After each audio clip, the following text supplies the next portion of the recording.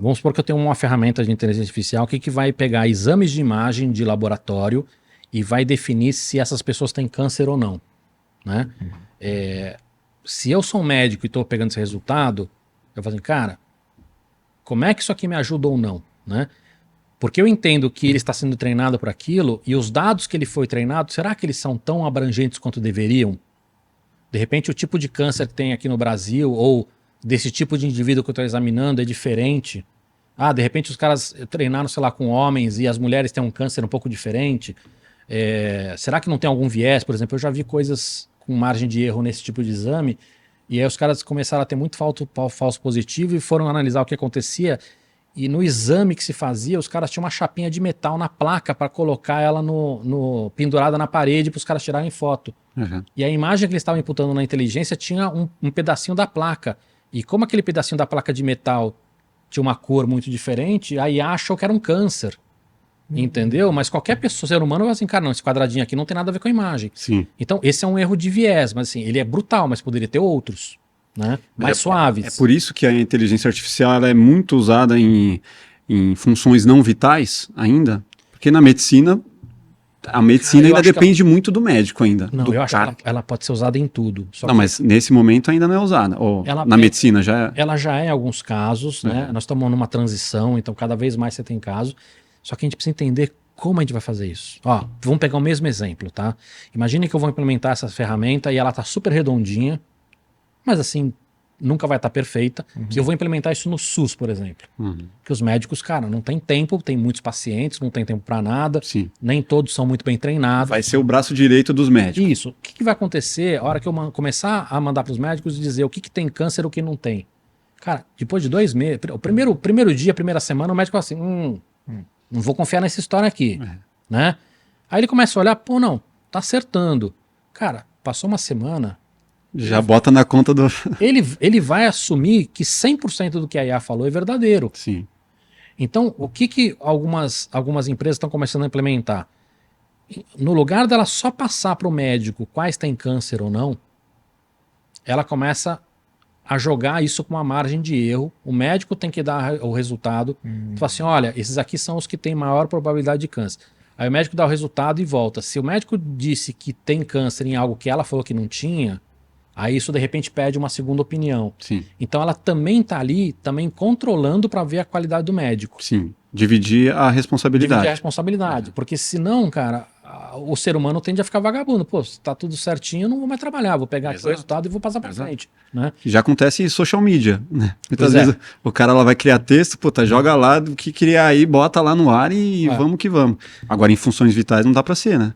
Por isso que é muito importante a gente entender qual é a limitação e qual é a capacidade dela e pensar, puta, que parte que a gente usa, como a gente usa, como é que a gente implementa. E assim vai, sabendo que a gente vai lidar com humanos. Já vou aproveitar aqui o gancho da saúde, né?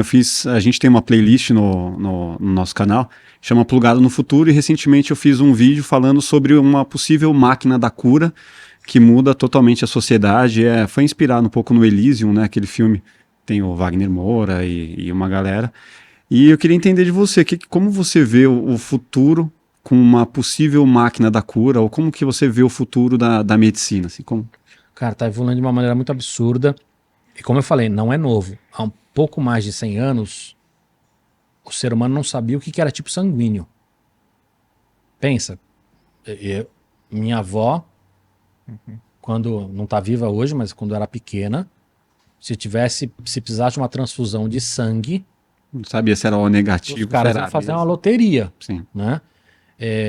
RH, né? Depois. Então, se a gente olhar agora, nós estamos começando a fazer agora os primeiros, nós seres humanos, né? Estamos começando a fazer os primeiros exames clínicos de sangue feito em laboratório. Sangue que não foi tirado de alguém, foi criado em laboratório. Sintético. Não é sintético, porque é sangue. Né?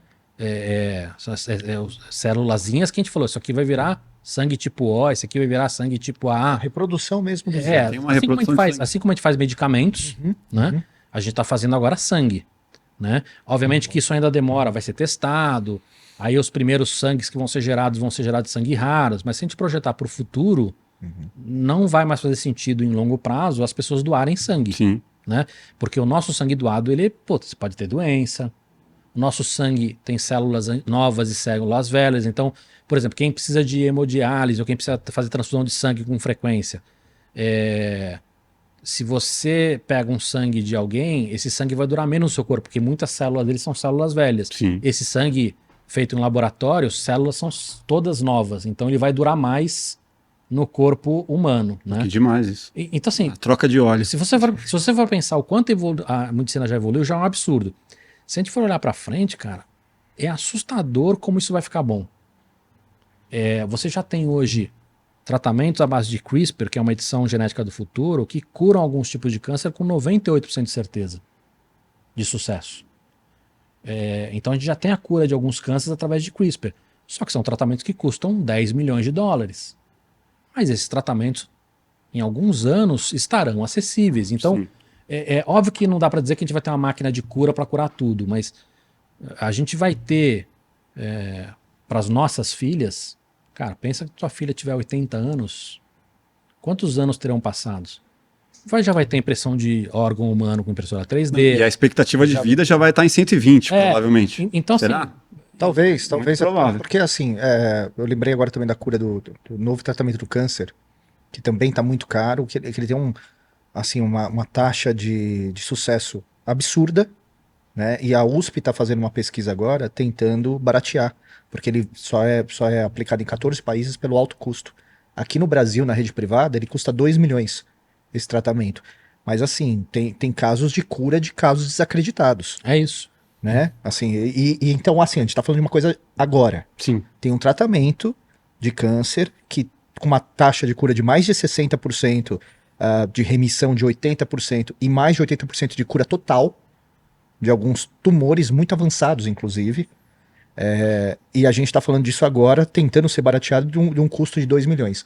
Mas daqui a alguns anos, esse 2 milhões vai virar 200 mil e depois vira 20 mil. É isso. Sim. Tem que pensar que nossas filhas vão usar isso. Sim. Né? O que a gente tem que fazer agora na sociedade é investir tempo, atenção e carinho para que não seja daqui a 80 anos, seja daqui 20, daqui 10. Né? Agora, uma conclusão que eu cheguei diante de todas as pesquisas que eu fiz, que muito provavelmente o que vai mudar mais rápido do que todas essas soluções, né, essas curas, é a forma de você identificar os problemas, né, o laboratório. E você conseguir encontrar cada vez mais rápido o que essa pessoa pode ter durante a vida. Isso já rola hoje. Você já tem um negócio chamado autópsia líquida que você consegue, através de exame de DNA do sangue humano, detectar câncer 5 anos antes do que alguns exames. Isso é genial, cara. Né? Então, assim, é isso que eu tô falando. Se a gente olhar os últimos 100 anos, cara, a medicina, a gente acha que ela a medicina ainda tem muito para evoluir. Óbvio que tem. Mas a hora que você olha 100 anos atrás, a impressão que a gente tem é que a gente tava na Idade Média, cara. Tava no medieval, entendeu? Sim, realmente. Então, já evoluiu de uma maneira absurda. Nas próximas décadas, essa evolução vai ser mais rápida ainda. Então, cara, óbvio que não dá para dizer que a gente vai ter uma máquina de cura, mas a gente vai ter uma evolução assustadoramente boa. É isso, galera. Se você gostou desse corte, com certeza você vai gostar do episódio completo. Vai na descrição, pegue o link, acesse lá, se inscreva, deixe o seu like e ative as notificações. Um grande beijo, valeu!